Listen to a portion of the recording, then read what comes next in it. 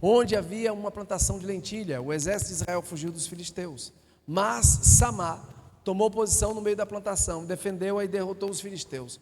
O Senhor lhe concedeu uma grande vitória. Interessante que está ali embaixo, foi Samá quem defendeu a colheita, mas Deus foi quem operou o livramento. Você tem que ser alguém que saiba lutar pelos seus sonhos. Temos que aprender a lutar por aquilo que Deus já nos falou. E aí entra o poder da palavra declarada. Estava lembrando de um livro extraordinário também,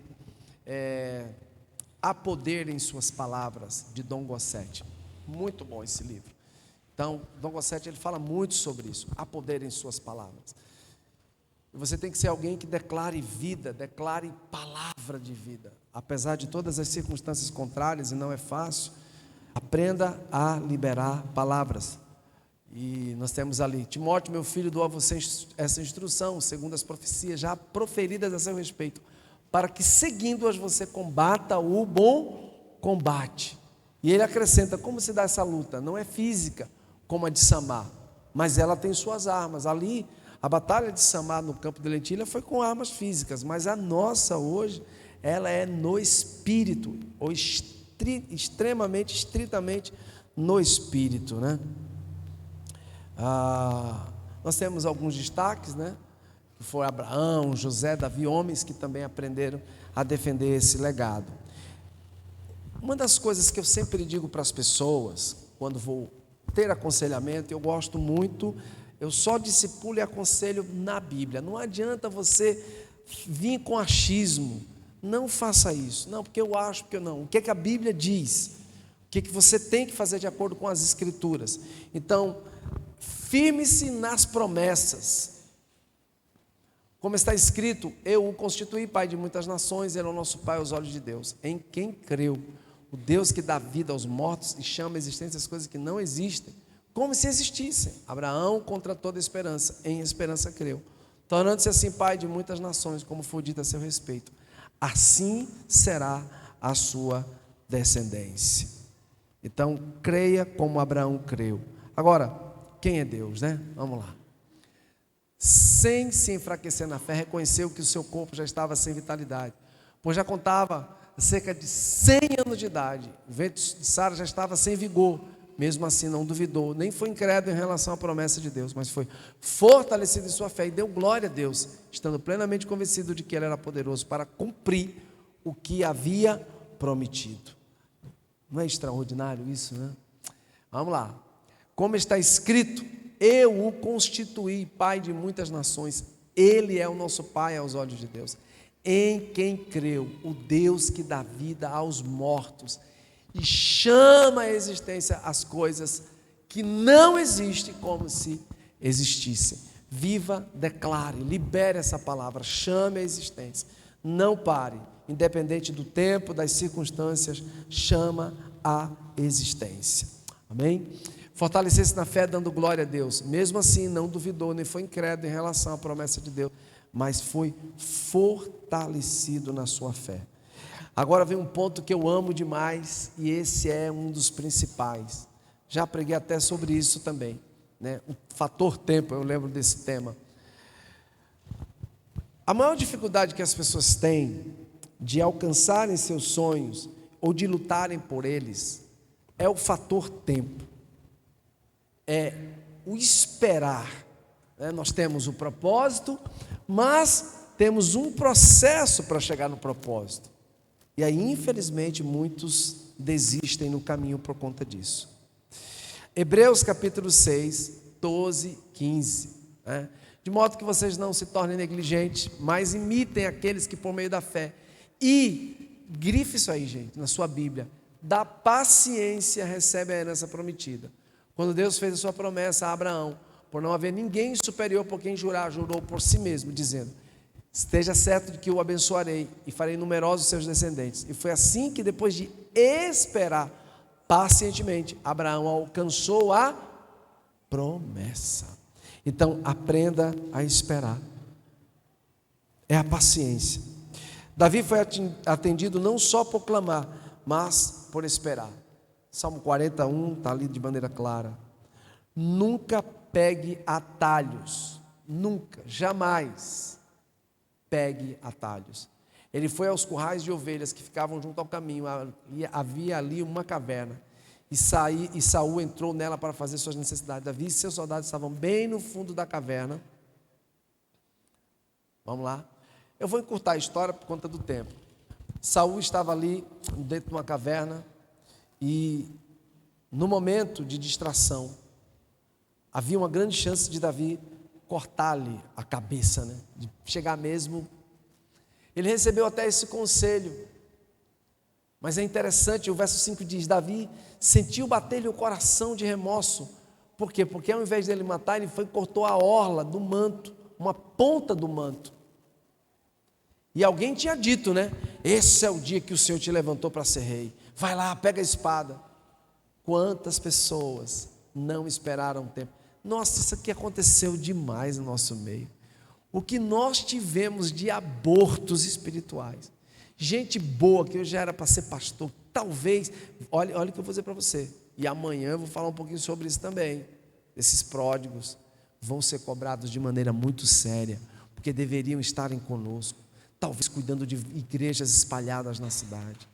Aí estamos nós aqui, depois de quase 20 anos, falando dessas pessoas que não, a maioria delas acabaram o casamento, estão vivendo como querem, estão nem aí, vivem do seu jeito, da sua forma, patinando debaixo da ação do diabo. Uma hora casa, outra hora descasa, uma hora sai, outra hora volta, porque não aprenderam a esperar o tempo correto, foram desobedientes, queriam de qualquer jeito as coisas do seu jeito.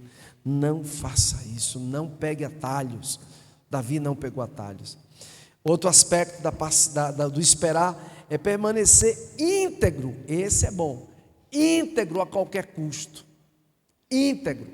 Nós temos ali a história de José. Todos conhecem. O apelo da Patifa, né? A mulher de Potifar. Então a Patifa tentou de todo jeito. Vem, deite-se comigo. Não, permaneceu íntegro, porque tinha uma promessa. A própria promessa, sonho e profecia irá nos provar. Sim, haverá um tempo de prova, né?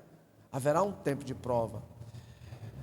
Mas enviou um homem adiante deles, José, que foi vendido como escravo. Machucaram-lhe os pés com correntes e com ferros, prenderam-lhe o pescoço, até cumprir-se a sua predição e a palavra do Senhor confirmar o que dissera. Vamos lá?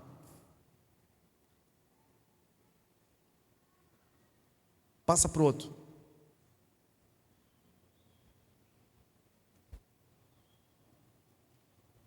Amém. Alô, câmbio. Aleluia. Entre a promessa e seu cumprimento há um intervalo de tempo. Gente, eu me lembro, eu ministrei sobre isso, o fator tempo. Se a gente não aprende a esperar, às vezes eu olho assim algumas coisas acontecendo conosco, e eu fico pensando, meu Deus, nos ajude a ter maturidade para esperar as coisas. Porque de repente você pode ser um aborto. Ninguém nasce monstro, não tenha pressa. Aprenda a esperar, há um intervalo de tempo, não apresse. Sabe, a Bíblia diz que Moisés, ele só começou a governar e a liderar o povo de Deus, alguém sabe com quantos anos? 80 anos. 80 longos anos. José ficou numa prisão, dizem os estudiosos, aproximadamente 10 anos. Já pensou, cara? 10 anos preso, esperando. Tem um ditado popular que diz assim, que Deus não dá asa à cobra. Então aprenda a esperar. Durante o processo de espera, Deus parece trabalhar mais dentro de nós do que fora nas circunstâncias. E o último ponto, olhe para o seu irmão e diz assim para ele, não desista. Até parece um pouco do que a gente vai ministrar amanhã, está tudo interligado. Quando Davi e seus soldados chegaram a Ziclag, No terceiro dia, os amalequitas tinham atacado Negueb e incendiado a cidade de Ziclag. Levaram como prisioneiros todos que lá estavam, as mulheres, os jovens, os idosos, a ninguém mataram, mas os levaram consigo, quando prosseguiram seu caminho. Ao chegarem a Ziclag, Davi e seus soldados encontraram a cidade destruída pelo fogo, e viram que suas mulheres, seus filhos e suas filhas tinham sido levados como cativos, como prisioneiros. Então Davi e seus soldados choraram em alta voz até não terem mais forças. As duas mulheres de Davi também tinham sido levadas, Ainoã de Israel e Abigail de Carmelo, a que fora a mulher de Nabal. Davi ficou profundamente angustiado, pois os homens, olha só, falavam em apedrejá-lo. Isso é muito sério. Quando tudo está bem, a comunidade está uma bênção, construindo, joia. Mas já pensou? Não estou dizendo que vai, já tivemos muitas adversidades. Então, o amigo fiel, verdadeiro, é aquele que se mostra no período da adversidade, da crise, do sofrimento, da dor. Não quando tudo está muito bem. Mas quando vem a adversidade, é onde você mostra quem você é. Tanto quem está passando, como quem, de certa forma, está vivendo, né? O cara que está no processo, alguém que está ali acompanhando junto com ele, o que vive e o que não vive. Então, nós precisamos ter essa hombridade de não desistir, né? Mas de acreditar. E aí queriam apedrejar Davi. Eu vou adiantar a história. Graças a Deus houve uma inversão da situação. Davi vai buscar o Senhor, e ali Deus fala: vão perseguir, porque eu vou dar realmente a vitória a vocês. E a Bíblia diz, e ele perguntou ao Senhor: devo perseguir esse bando de invasores? Irei alcançá-los? O Senhor respondeu: persiga-os, é certo que vocês alcançarão, e conseguirá libertar os prisioneiros. Não seja precipitado, não desista, né? Aleluia. A nossa responsabilidade é de crer. A nossa responsabilidade é de sempre acreditar. Abraão sabia que o sonho não morreria, né? Nós temos essa linda história sobre Abraão, né? Pela fé, Abraão, quando Deus o pôs à prova, ofereceu Isaque como sacrifício. Aquele que havia recebido as promessas estava a ponto de sacrificar o seu único filho. Embora Deus lhe tivesse dito por meio de Isaque: sua descendência será considerada. Abraão levou em conta que Deus pode ressuscitar os mortos, e figuradamente recebeu Isaque de volta. Deus prometeu? Prometeu. Então ele é fiel, vai cumprir. Amém? Reconheça os desejos que Deus tem operado, né? Filtre o que não é de Deus. Esse é um dos maiores problemas. Eu sempre digo para as pessoas o seguinte: olha, nem todo mundo que está congregando, infelizmente, vai atingir uma certa maturidade espiritual, e vai chegar um tempo que você vai decidir se vai ou não querer crescer. Até entre nós a gente tem que decidir com quem a gente vai caminhar. Até entre nós. Isso é muito sério, é extremamente bíblico. Jesus fez isso, vários homens de Deus fizeram isso. Se você sente que você precisa crescer mais, e há determinados relacionamentos onde isso te impede, não é que você vá esquecer o irmão, a irmã, não estou dizendo isso. Mas aí você precisa alastrar seu ambiente. Eu faço muito isso. Muita gente, infelizmente, fora do nosso convívio de igreja,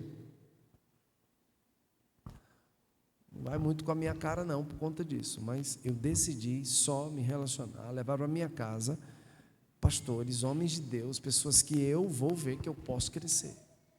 Gente que não tem compromisso, que não tem aliança, eu não quero caminhar. Oi, Deus abençoe, fique à vontade. Mas intimidade, aprenda a filtrar também o que é e o que não é de Deus. Lute pelo cumprimento dos seus sonhos. Esses pontos eu acho importante a gente anotar. Firme-se nas promessas. Firme-se, tem essa promessa. Espere no Senhor e não desista. Amém? Firme-se no Senhor, firme-se nas promessas, espere no Senhor e não desista. Tem promessa? Então eu vou me firmar nessas, eu vou declarar. Eu vou esperar e eu não vou desistir. Pai, muito obrigado por essa manhã inspirativa. Nós oramos e te agradecemos, pedindo ao teu Espírito que continue nos abençoando. Obrigado, Deus, por cada detalhe dessa manhã, por tudo que o Senhor fez.